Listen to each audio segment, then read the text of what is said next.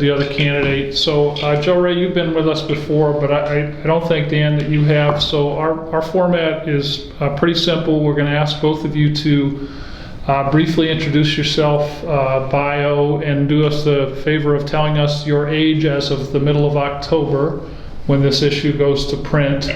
And just a little bit about where you're from, what you do for a living, and why you're in this race, and then we'll have some questions about specific issues after that. Joe Ray, why don't you go first, please?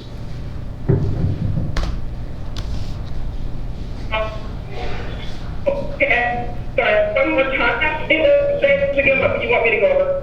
Yeah, Joe Ray, can you just introduce... The person to go first. Joe Ray, if you could introduce... Okay, you want my bio? Okay, Yes, correct. Okay. Yeah. Can you hear me okay? Yeah. Hold on, I'm gonna try and fix my audio here, because it's got me on the wrong thing, so, hold on just a second. I don't know if I can do this or not. I'm gonna, let's see. Sorry, I just got my car back just a few minutes ago, so, I have to move my car again, it's been a month. All right, so, okay, so I live in Albany. We've been here since 1975. You, Chris? My background, Yes. got a various background. See, right there. Banking, real estate, financial planning, retail. I've worked in the medical field. I've worked at Oregon State University. I've been a real estate agent. Currently, I work full-time to become Oregon's next United States Senator, and I'm 66 years old, married to my high school sweetheart, 2 kids, and 11 grandchildren. Okay, great. Dan, could you briefly introduce yourself? Yes, thank you. My name is Dan Puliu. I'm a resident of Eugene. I've lived here for over 30 years, went to the University of Oregon, graduated in 1991. I'm 51 years old as of just a few days ago. And I'm employed as a poll interviewer, which I have been for nearly 2 decades, and that has given me a special insight into the realities of public opinion in this country, as well as an extreme interest in doing what I can to make a difference. Being an Oregonian, like everyone else, employed at regular jobs and fed up with federal government corruption, I'm determined to do something about it by running for U.S. Senate against incumbent Democrat Ron Wyden. I'm running for the Green Party, which, if you don't know, is the party that styles itself as neither left nor right, but up front. I'm running to end our forever wars and save our economy. I'm pro-choice on all medical rights, including abortion and vaccines. I'm for electoral reform, ending the drug war, and so much more. You can find out a lot more at danversbennett.org. There's a lot there on my website.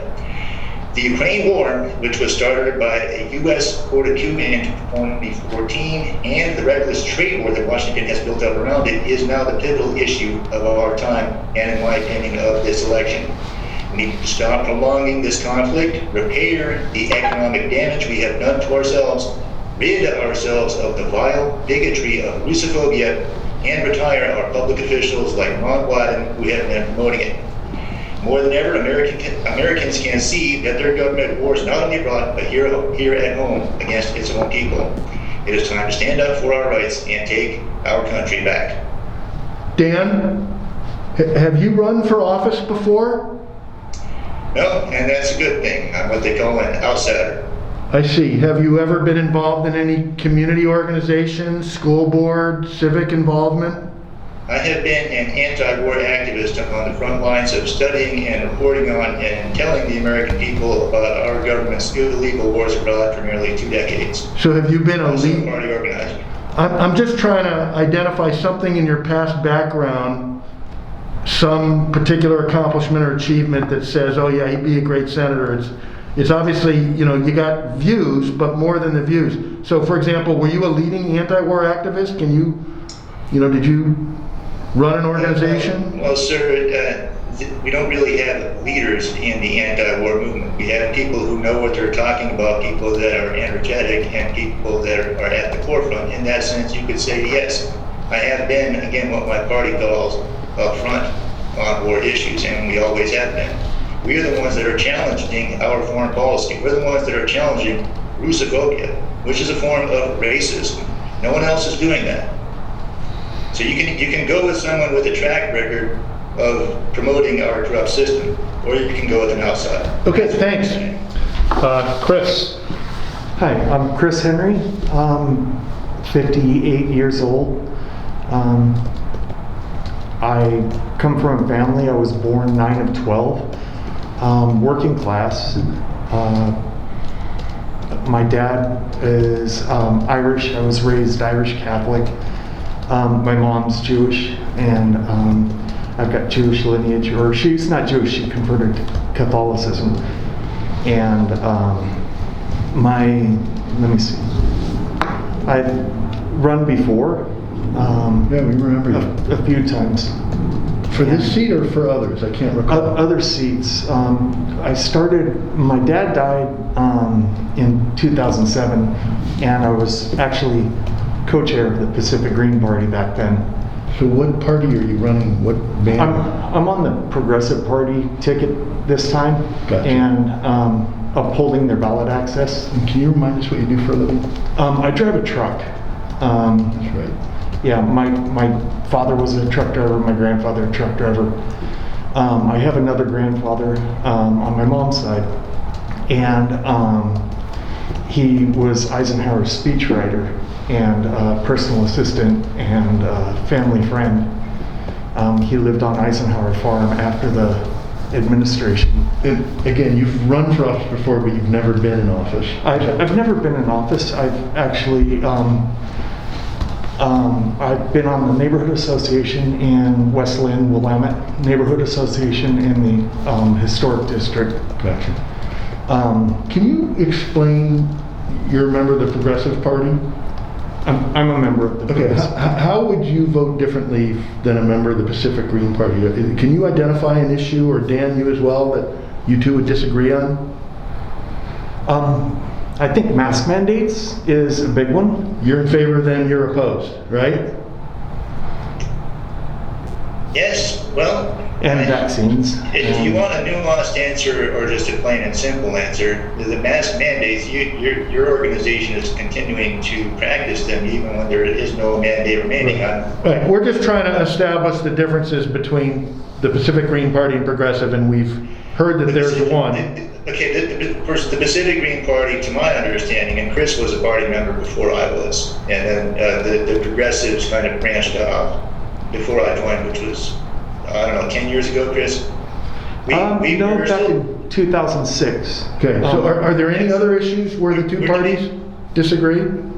Well, Well, I don't think that's a party issue. I think it's more of a personal issue. it's not, I It's wouldn't not? say that would be an accurate distinction either. The Pacific Green Party, to be honest, just does not have an official position on mask mandates. I guess I'm trying to determine what the difference is between Official you party two positions. and your views, that's all. I think I understand the difference between you two and Joe Ray Perkins. Okay, if there's nothing else other than vaccines, we'll move on. Sorry, Nigel. Joe Ray, you've run a couple of times now. I'm curious what issue really drew you into the 2022 cycle. What is the burning issue for you in this election? Okay, is that to me? Yes. Sorry, that's because my sound went Yeah. blank on me. Yeah. Okay, thank you so much. So it's kind of where do you start? My number one, there's too many issues. So my biggest beef, we'll start with that and then I'll go from there, is that we have Senator Ron Wyden has been in Washington, D.C. now for over 41 and a half years. In my opinion, he votes on bills that are unconstitutional, which means that he violated his oath of office. That is a huge issue to me. Number two, which is, so to even put these in numbers is next to impossible. The inflation is a direct result of federal policy. They spend and tax us more, along with the Federal Reserve Board. Right now we have out of control inflation with the basket of the top three of our gasoline, food, and utilities. Year over year, that is a 24% inflation. In some people's opinions, that is hyperinflation cannot afford this with the government control in Washington, D.C. That is huge. We have agencies that are not technically legal underneath the Constitution. The federal government, Joe Ray? state, and so now, yes. So that's the thing. Joe Ray, can You you? read? Yes, thank you. Can you tell us who in the United States Senate you would like to model your career after? I'm sorry, say that one more time. Lucas, you want to repeat it for me since I have a mask? Yeah, like who in the United States Senate would you like to model your career after? I don't look for that senators and who I can model now. I go looking at the class that comes in and hoping to team up with them to get our country back on the track. Joe Ray, I'm afraid we're losing you. I don't know if there's something wrong with your audio. So Dan, let's go to you for a second. Dan, on your platform, you talk about the benefits of ranked choice voting. That's an issue that's front and center in both the city of Portland and Multnomah County. And I've written about it for years, and I still don't really understand it. So could you give us a layperson's explanation for why ranked choice voting is better than the current method of selecting candidates? Okay, well, what we currently have is called single winner plurality, and as we saw in both the major Republican primaries this year, winners of both the primaries for the governor and U.S. Senate won with a little around 30% of the vote each, which means that they were not supported by a majority of voters. Ranked choice voting is a way to ensure that the winner gets a majority of support, and it works. The way it works is pretty simple. You rank as many candidates as you want on one ballot, your first choice, your second choice, your third choice, and so on. In the first round, all the first choices are counted. If someone gets a majority of those first place votes, then the election is over. If not, whoever came in last on the first place votes is eliminated. And whoever ranked that candidate first then has their second choice moved up to their first choice for the second round. And so the votes are counted again, and it proceeds in that fashion, round after round, until finally there's a majority winner. I understand the mechanics of it. I guess I'm still trying to understand why it's better. It is better because single winner plurality has resulted in a system in which only a minority of voters are typically represented, whether they're voting for Democrats or Republicans. There's probably about, according to Ballotpedia, 38% of our nation's voters are registered with one of those two major parties, but we all know that a lot of these people are playing lesser evil, or they live in the machine states, the red states and the blue states, where you have to vote in one of those parties in the primaries because the general election is a foregone conclusion after that. In a lot of ways, Oregon has become one of those states. So, how democratic is it to have a system where half or fewer than half of the people really influence the government? Great, thank you. Chris, so as we've noted, you've run a number of times. What's the issue that you're hoping to bring attention to by running in this race? Campaign finance reform, first and foremost. On all of my campaigns, it's been campaign finance reform at the forefront. And then beyond that, anti-war, same as Dan.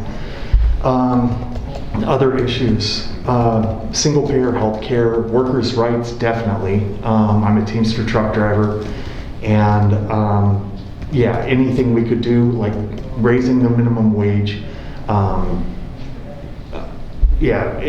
making it easier for unions. I'd vote for the PRO Act right away, and throw my weight behind that, and really push for that hard.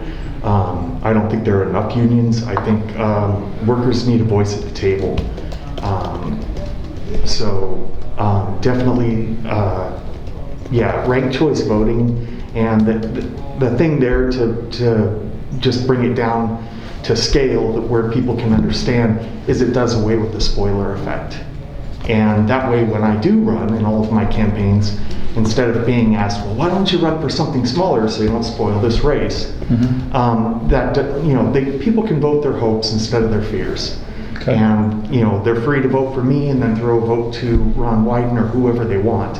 And however those votes cascade, it usually gives the person that should have won will win, instead of taking wind out of their sail for any reason. Yeah. So. Great. Dan, let's hear a little bit about your work as a poll questioner. How much leeway do you have? Do you have any discretion as to the questions that you're asking? What value added do you bring to that? What value, excuse me? I'm wondering, you said you've been doing this for 20 years, so are you just given a list of questions and you call somebody and ask those questions, or what's the work like? Poll interviewing is done very strictly according to neutrality rules and scientific methods. We're not allowed to lead respondents in any way. We have to get exact scripted answers, and on open ends, we're trained to find out what we think. It's very important that a good interviewer understands that they're interviewing another person, not interviewing their own self. And clients, of course, they want accurate public opinion research, so they won't take because they're paying for it, you have to do it right. As the interviewer, I do have a special insight beyond what goes into the poll results. I know the things that people are saying before you get the scripted answer, and what they're saying before you push them off the fence, say from undecided to leaning Democrat or Republican. And that's one reason that I'm so confident that the people in this country are absolutely fed up with both major parties.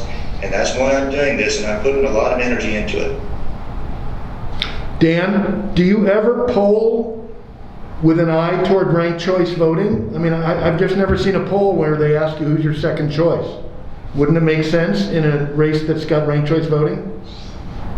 Well, you got to understand that I work for a contractor that does the interviewing. I don't write the polls. I'm not the pollster. I do have a math degree, but I didn't. No, you made it very clear that you're just reading from a script. I'm just asking your opinion. Wouldn't it make sense in an environment of ranked choice voting to do polling in which you're asking people who's their second choice? Yes, it does, and there are polls that there are states now and municipalities where the polling does have ranked choice ballots because they have ranked choice ballots. And this year in particular, Alaska had a very notable ranked choice contest. Now, what was different in that contest, and one reason it got so much attention, was that there were more than one candidate allowed from just one party on the ballot, and so there's been a lot of arguing about what happened because of that. Yeah. And ranked choice does run into these hurdles when people find out things they didn't expect. Now, for the record, ranked choice voting, I helped get it implemented in Benton County back in 2016, gathering signatures for a successful initiative petition there. But in my opinion, there are still far better voting methods, and these are allowed in Oregon. Our Constitution does allow mixed member districts and proportional voting. Unfortunately, we're farther away from that at the federal level. And proportional voting, I think, is the ideal method to make sure that minority voices get represented in government. Joe Ray, can you hear us all right, or are you? Yes, I hear you, Mr. Reed. Okay, so you talked before about some of the issues that have drawn you toward this race. Can you remind us, when did you first run for statewide office? Was that In the 2014. 2014? So what's changed in the Oregon Republican Party since then? How are things different from the first time you ran?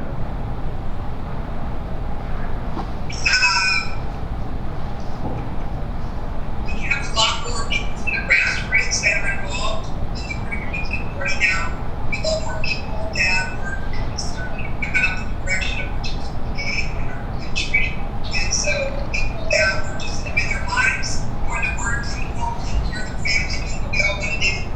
So we're going in the wrong direction, and it's time for me to stand up and be heard and be my voice heard. And we are seeing, we've been watching that grow over the years since I first got involved as the chair of the Lynn County Republican Central Committee in 2009. I've seen a large growth of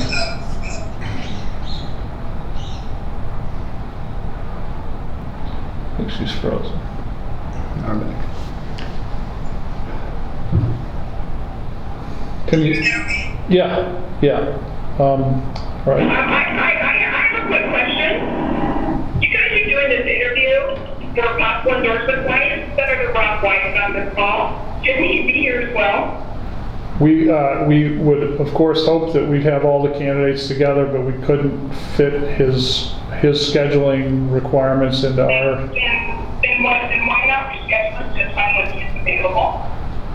We have, I find it very frustrating because I feel like I don't know if it's an advantage or a disadvantage to him, but I know that, and I'm sure that the two gentlemen that are also running for the position would like to be able to hear his answers to the questions simultaneously. yeah. But unfortunately, we have dozens of interviews to do, and so trying to make everybody's schedule fit, including the staff here, is pretty much impossible. So we would, of course, like to hear his answers as well. Yeah, so would we. So that's what I'm saying. And you could ask Senator White these questions, and we're not going to be able to hear exactly what it is that he's saying, which is frustrating. Yeah, it is frustrating. So let's move back to you, Chris. If Wyden were here, what would the question that you would want to ask him be? Goodness. I would think because he sits on the Security Council, it would probably be around the NGO organization that he's investigating. I'm wondering why he hasn't investigated or known about it in the past. That well, with the I think it's called NSO Group or NSO. Oh, you're talking about NSO, the Israeli not software? NGO. Yeah. The spyware? Yeah, Pegasus spyware. Why he didn't know about this way beforehand, because I was using it in my campaign, and we were looking at articles. We knew that Oregon was, when I ran for treasurer twice, we knew that Oregon was the majority shareholder in the Right. junior company under them. So that would probably be it. Why didn't we know about this before Khashoggi was beheaded? And his information was tracked, his cell phone information through the Pegasus spyware. So when I was running for treasurer, they had at the OIC, the Oregon Investment Council, you had Reed, who was approving this deal where we would give them, all of our, the PERS fund to be able to invest. And BlackRock was there, and the NSO Group were both there at the same time during this meeting, and it was way back a year before Khashoggi was beheaded. Yeah. So, and we didn't know about it then. We're majority shareholders, so it just, it baffles me. Dan, I want to ask you about the anti-war work that you're engaged in. And I missed what you said in your opening statement about what you thought the cause of the Ukraine conflict is. The Ukraine civil war was directly caused by the Maidan coup in 2014, which I believe most voters most anti-war activists believe, and I think voters are coming around to understand, was strongly supported by the West. And it was also caused by the relentless eastward expansion of NATO. And more generally, we have this mental illness in this country called Russophobia, where we're still saddled with this almost subconscious view that originally the Soviet Union and now Russia as its successor are our enemy. It is silly, it's ridiculous, and now it has become self-destructive as well. We're screwing our own selves over with the economic destruction of the trade war that Joe Biden is now waging. Okay, thank you for clarifying that. Joe Ray, I understand your frustration about Senator Wyden not being with us today. If he were with us, what would you like to say to him or to ask him? Oh, there's so many things. But, I think what I would ask him, because I can read how he's voting and I can read all of his commentary, how is it that he can justify being an Oregon senator when he has been, since he was married to Nancy Van Wyden, the past couple of decades, currently in New York City with his wife and children, but quite honestly, he should live with his wife and children. But how can he really just justify being an Oregonian when the only time that he probably spends at his house in Portland is when he comes here to do his 36 county tour? He does not really live here. Now, I know they sold their Manhattan townhouse in 2016. And I know that Nancy owns tons of real estate, so we really don't know if they still got a place, which I guess they do in New York. And I don't fault them for having a house in DC, that makes sense. But again, it's disingenuous for him to claim to be representing Oregonians when he since he married Nancy, I think in 98, somewhere around there, maybe a little bit later, but for 20 years, has primarily lived in New York City, or Manhattan. Okay. And what is the consequence of that for Oregonians, do you think?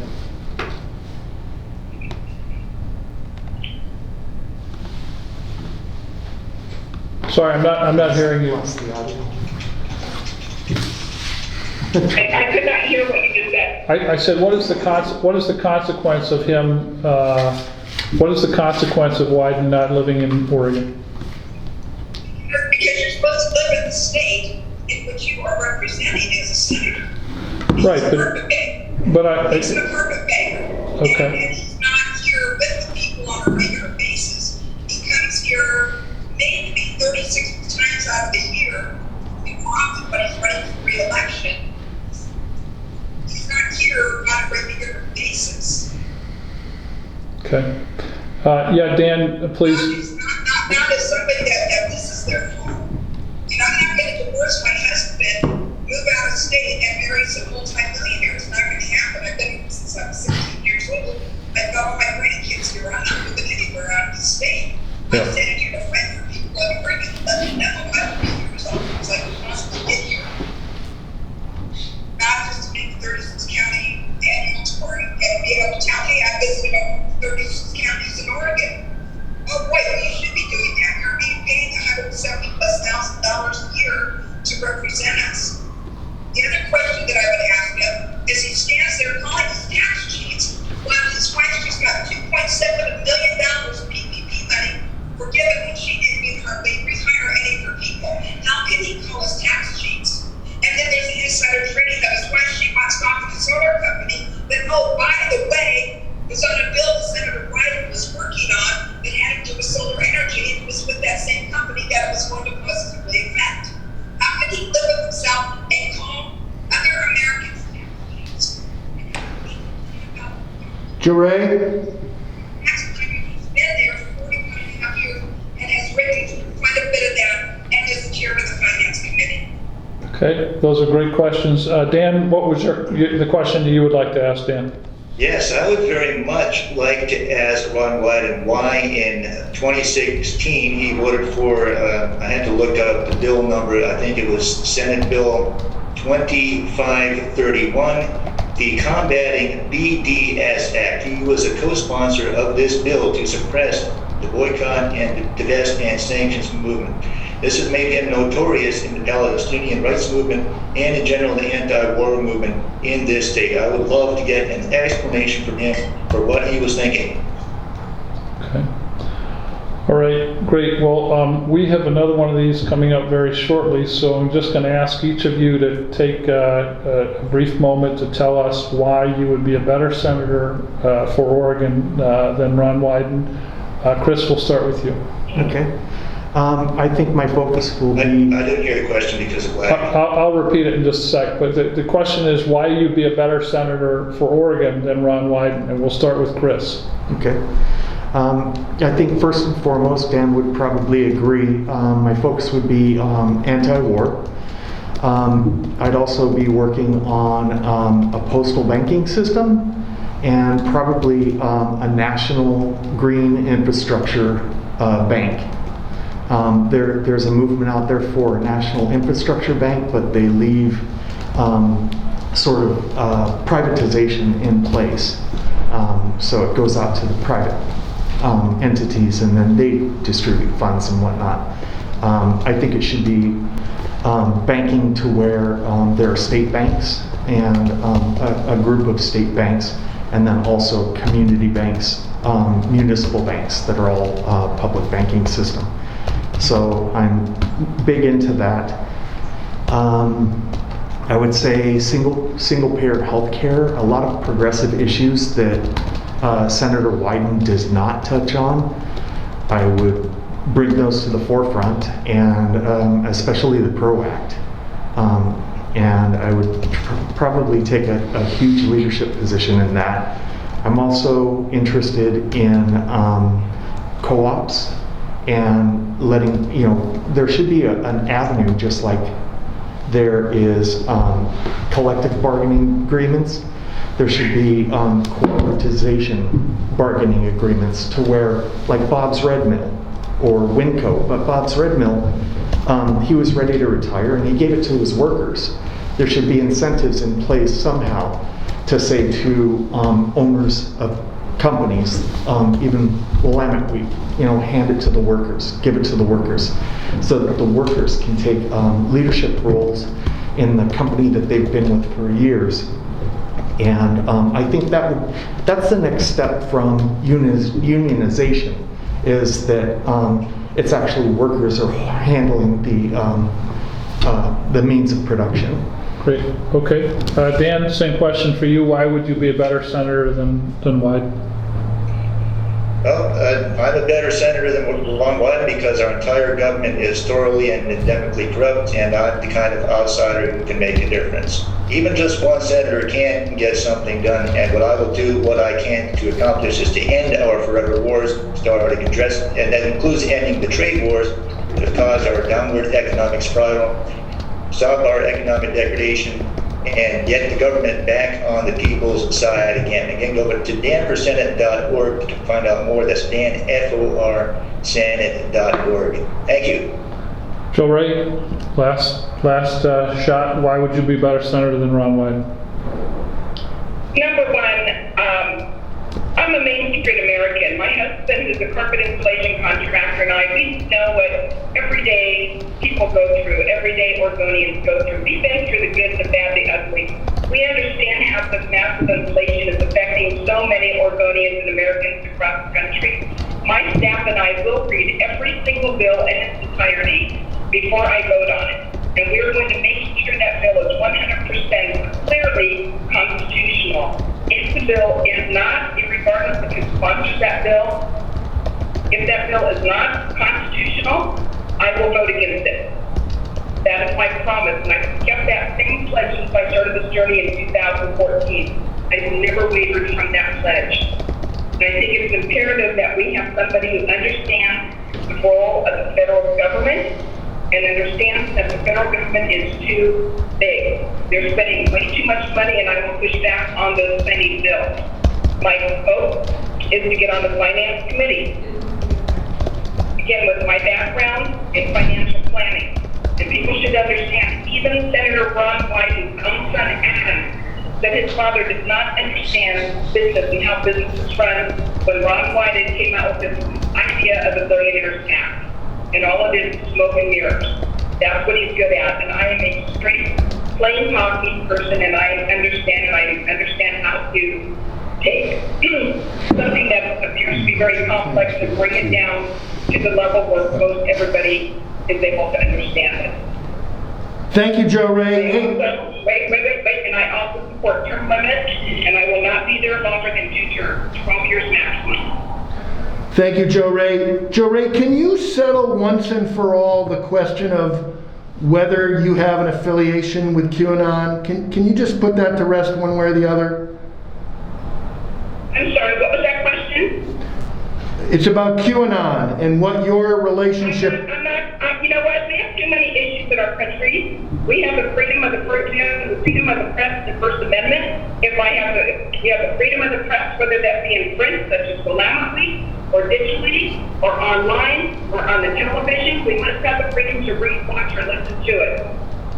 So that is my statement, and I will have that statement everybody in this country has the right to read or listen to or watch what they want to, as long as it is within the law. Said a yes or no. And that is my statement, and I have no other statement on that matter. Okay then. Well, thank you very much for making time for us today, to all of you. Really appreciate it. And Joe Ray, we can send you a copy of this. We'll email it to you. Awesome, I appreciate it. Joe? Nice to meet you. Great. Okay. Thank you. Thanks, Chris. Thank you, Dan. Thanks, Dan. Can I get a copy too? Sure. Thanks. Was she holding a cell phone up to her? I don't think so. Or holding All a... right, see you, Chris. All right. Okay. See you guys. See you, Dan. I don't know what that was. Put it in the envelope.